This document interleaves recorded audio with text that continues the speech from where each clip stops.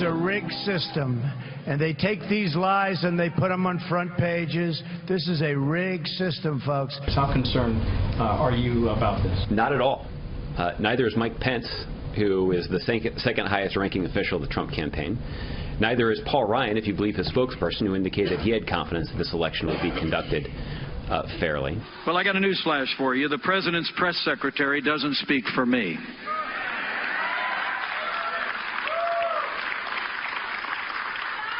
You know, they're not worried. They're not worried about it because they deny it's happening. I'm not worried about it because I know the American people are not going to let it happen. It's an insult to American voters, and it's an insult to county registrars to say that America doesn't know how to run an election. Talk about a rigged election today. That's where the focus has been. What does that mean? How does it impact this race? Let's bring in our panel out here in Vegas. Syndicated columnist George Will, Leslie Marshall, syndicated talk radio host, and Charles Hurt, political columnist for the Washington Times. Okay, George, thoughts? Well, when Mr. Trump talks about it being rigged, he sweeps all his grievances into one big puddle. He talks about the media, he talked about the primaries, he talked about the polls, talked about the Republican National Committee. I think when most Americans hear that an election's rigged, they think of government action to rig the election, and there Mr. Trump has a point if he would just make it more clearly. It is hard to think of an innocent reason why Democrats spend so much time, energy, and money, scarce resources all, resisting attempts to purge the voter rolls, that is, to remove people who are dead or otherwise have left the jurisdiction. It's hard to think of an innocent reason why they fight so tremendously against voter ID laws. They say, well, that burdens the exercise of a fundamental right. The Supreme Court has said that travel is a fundamental right. No one thinks that showing an ID at the airport burdens that fundamental right.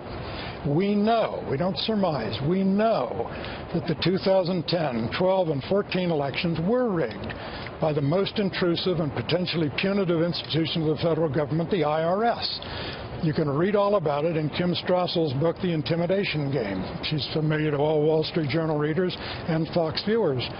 So this is not a surmise, and I have talked to lawyers in a position to know. They say it's still going on, that the IRS is still intolerably delaying the granting of tax-exempt status to conservative advocacy groups to skew the persuasion of this campaign. All right, Leslie, you look at the average. We have an average poll called the Special Report Average. Hillary Clinton up 8.4. These are the last recent 5 polls that we trust. There were some state polls today that suggest that it's very tight in Ohio, here in Nevada, North Carolina.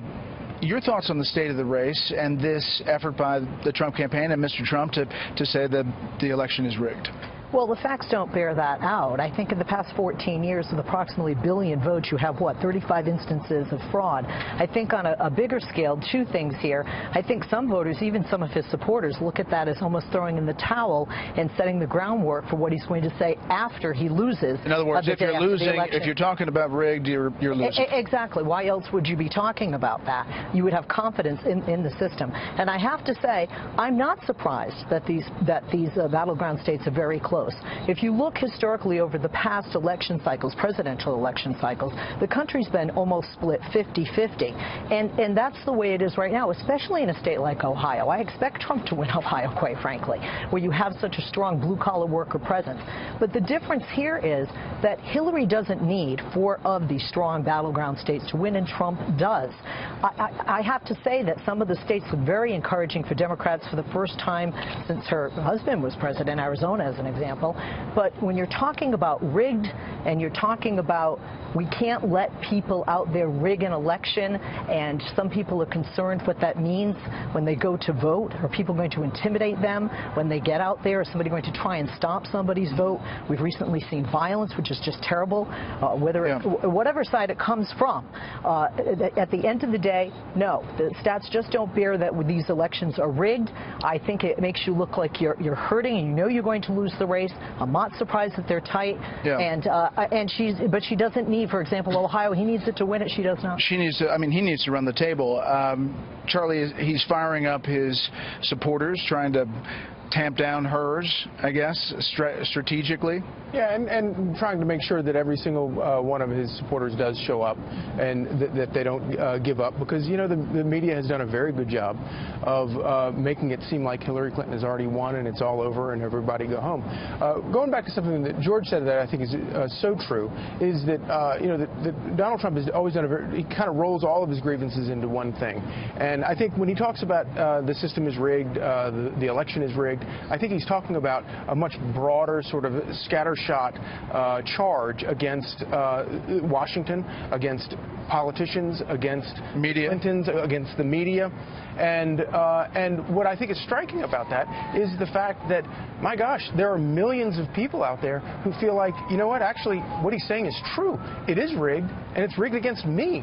And he's speaking for those people in a way that nobody else has. And all of this is happening with the backdrop of the whole WikiLeaks stuff that is revealing the most horrible things about the Clintons and the Clinton campaign. And it really does sort of underscore the notion that, well, gee, it is kind of... Yeah, and I will say that the part about Russia, George, is concerning, that Russia is believed to be behind this hack. You talk to any U.S. intelligence official, they'll say that that's what they see. But it's also the substance that's inside. And the FBI documents today, it's separate from the emails themselves. Those are actual FBI interviews about this quid pro quo allegation and other things.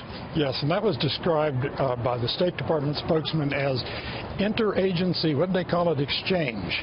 And I'm sorry, that's Orwellian. I'm a big boy. I know that the bureaucracies deal with one another. But this was one bureaucracy trying to influence a criminal, potentially criminal investigation by another. My question is, was the FBI agent who was offered this quid pro quo proposition, did he report it to the FBI? Yeah. Does this break through, do you think? Are Democrats worried about this, Leslie? I think they'd be lying if they said that they weren't. But then again, I think it depends which interview summary you believe. Did the FBI say, hey, by the way, you know, we want to have some guys over in Iraq after the fact? Was this, hey, this is what we want? And remember, the classification was not changed. This is what we'd like, and we can do this for you. That's obviously very unsettling if, in fact, that's true. At the end of the day, I think those that support Trump are going to believe the first narrative. Those that support Hillary Clinton are going to believe the second. We will follow all of it, and apologize, we're fighting the sun here in Las Vegas as we are dealing with the setting sun over the Strip.